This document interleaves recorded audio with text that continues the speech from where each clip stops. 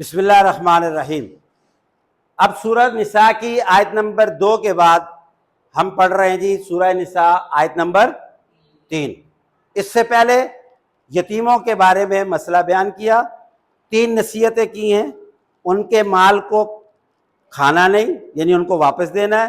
दूसरा, उनके उम्दा माल को अपने घटिया माल से तब्दील नहीं करना। और नंबर 3,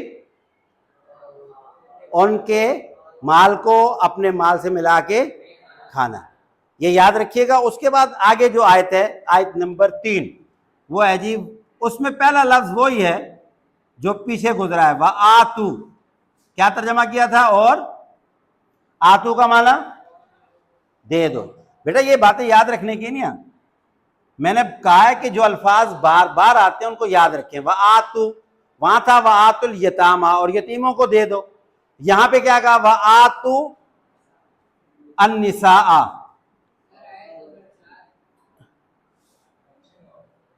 जी, सूरह निसा की आयत नंबर 3 है और सीरियल के एतबार से आयत नंबर 4 है।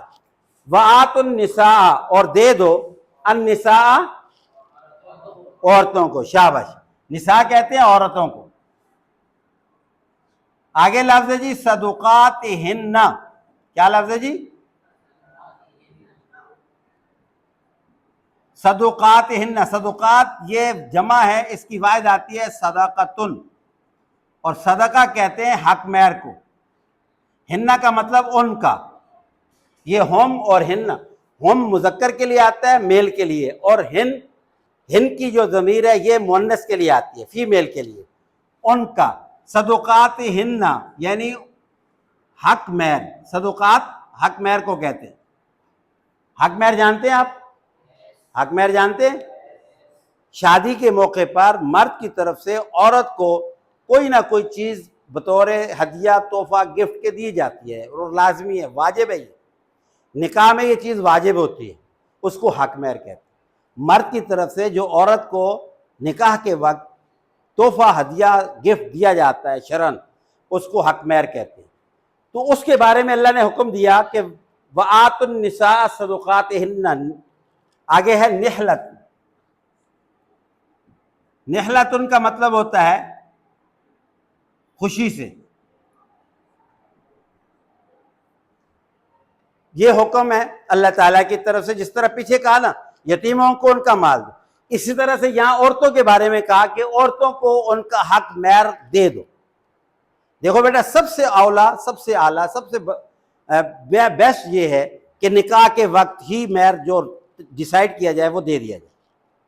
ख्वाह वो 1 लाख रखें या 50,000 रखें या 2 लाख रखें या 5 तोले सोना रखें या प्रॉपर्टी रखें, जो भी महर में डिसाइड हो वो फौरन दे देना चाहिए। और अगर फौरन ना दे सकें तो कम अज कम जब भी मुमकिन हो दें, लाजमी दें, क्योंकि ये हुक्म खुदाबंदी है। वह आतुन निसा सदुकातिहिन्ना, और आगे का निहलतुन, खुशी से दें। ये नहीं कि आप बोझ समझ के, नहीं, खुशी से दें। क्यों? इसलिए कि आपके ऊपर आपकी औरत का ये हक है। और याद रखिएगा, अगर आप कोई लाइफ में नहीं दे सकेगा तो मरने के बाद उसकी जो जमा पूंजी है उसमें से सबसे पहले उसकी बीवी का हक मैर दिया जाएगा, फिर उसकी औलाद को उसके हिस्से दिए जाएंगे। ये बहुत ज़रूरी है, ये हक है, ये वाजिब है, ये अल्लाह की तरफ से हुक्म है कि औरतों को उनका हक मैर दे दो। तर्जमा समझ में आ गया जी? आगे फ़इन तिब्ना लकुम।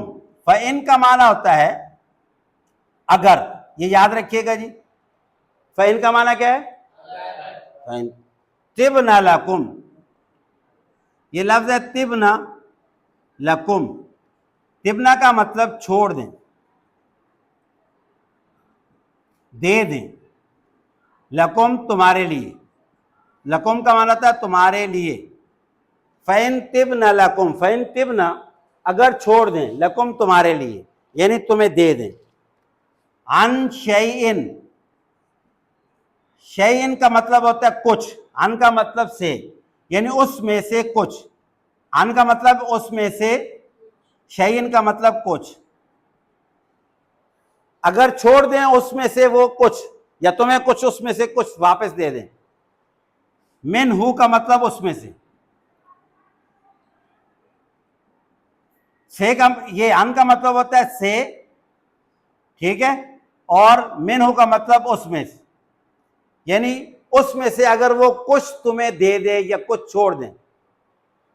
नफ्सन, नफ्सन का मतलब है खुशी से, दिल की खुशी से। नफ्सन का मतलब अपने दिल की खुशी से, तुम्हारे मांगने से नहीं, बल्कि अपने दिल की। आगे कहा फकुलूहु, क्या कहा?